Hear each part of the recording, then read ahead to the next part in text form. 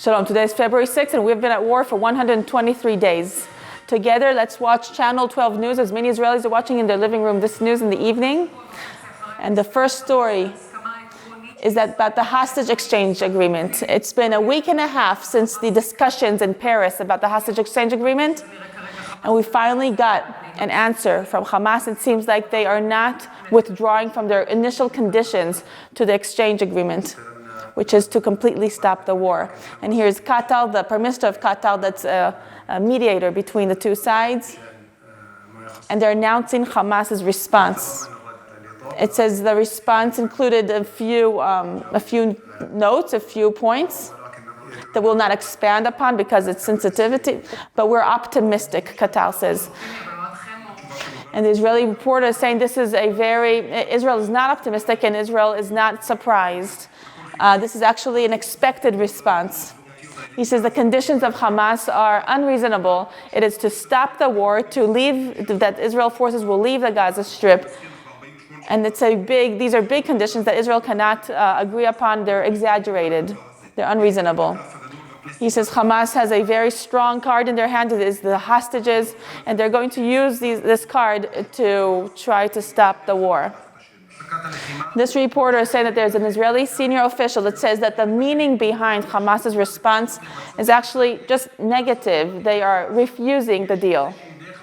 But the fact that Hamas says yes to the agreement, but first Israel has to stop the war, that there's a little bit of light there. There's a little bit of optimism there. And now to Channel 12's reporter in New York.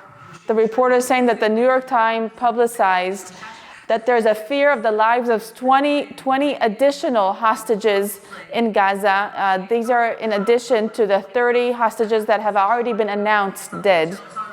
It reads chashash. Chashash means concern or fear for the 20 additional hostages. They're not mentioning the source that the New York Times has. Is it Hamas? Is it Israel? Did Israel already know about this, but they decided not to share for different reasons? So we don't know this. And this evening, it's officially announced that David Shakuri, 30 years old from Rehovot, fell in battle in the northern part of the Gaza Strip. May his memory be blessed. Next is the battles in Khan Yunis are focused in hospitals and in secret apartments where terrorists are hiding. It's mostly in the west part of Khan Yunis and even in Rafah, in the city Rafiah. There are airstrikes happening in Rafiah. Israel has not gone in yet with infantry. And here we read that in the last day, the IDF forces are increasing fire and battles in specific places where Hamas is still hiding in Khan Yunis.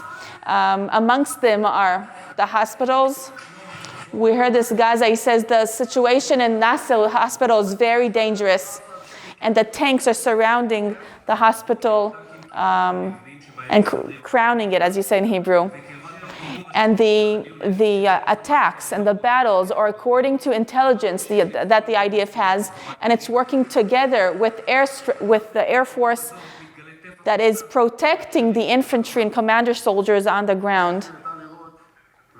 And here we see another connection between UNRWA. We see a UN vest in a secret place in an apartment, and together with that vest, we see a semi-automatic gun that's used for Hamas.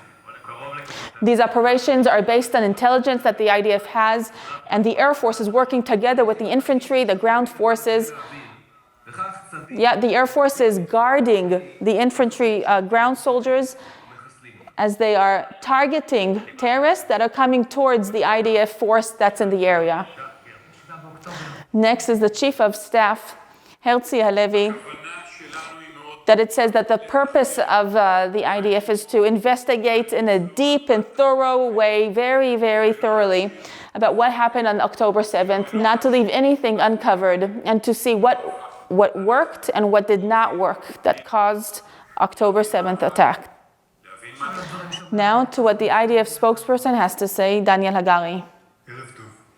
He's announcing that we're in 123rd day of the war and that there are 136 hostages in Gaza. He says Israel is working hard to bring back the hostages or to create the conditions that the hostages can come back. We're in touch with the families and we're informing them with any information, verified information that we have about the hostages. We're continuing to fight in order to create the conditions so that the hostages can come home. It was a moral obligation, a national one, and an international obligation as well. And this is our compass, and that's how we'll continue to act.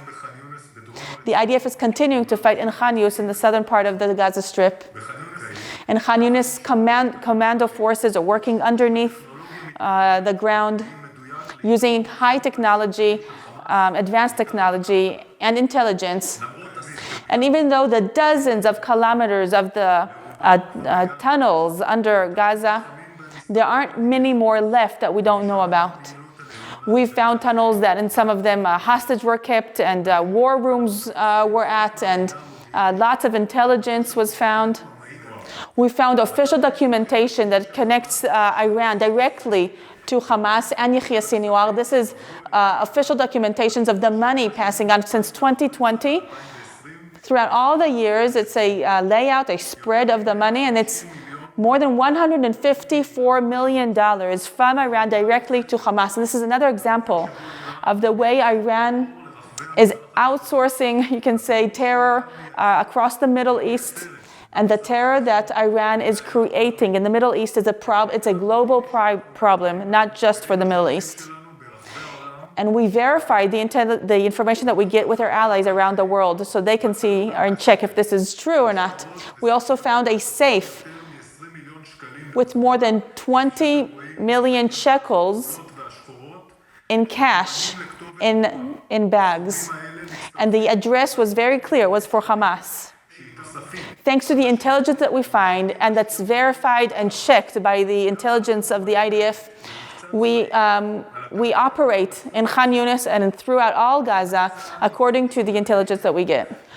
Our forces get to very sensitive places of Hamas, and right now actually there's a battle happening in the northern part between Hamas and the Israeli forces. And he's going on and explaining what kind of battles are happening.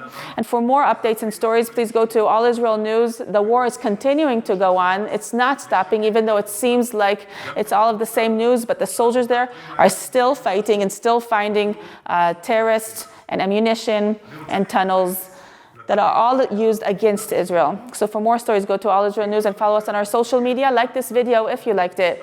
This is Rotem Magen for All Israel News.